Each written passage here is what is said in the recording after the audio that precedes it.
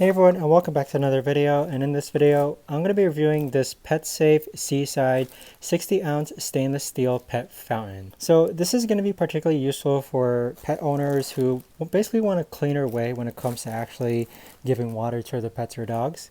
So this is going to be about 7 times less cleaning versus a traditional dog bowl. And so with this, it's actually a free-flowing dog bowl. So if I go ahead and take out all the pieces, this is a free-flowing dog bowl that actually promotes thirst within dogs. So what I mean by that is once you actually have this set up, it actually starts to flow water, and it basically is quite hygienic, and it's a food-grade stainless steel.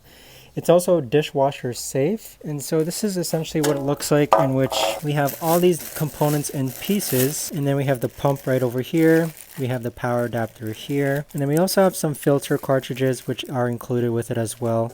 So with this, it basically just flows water, and by flowing water, it is a bit more hygienic.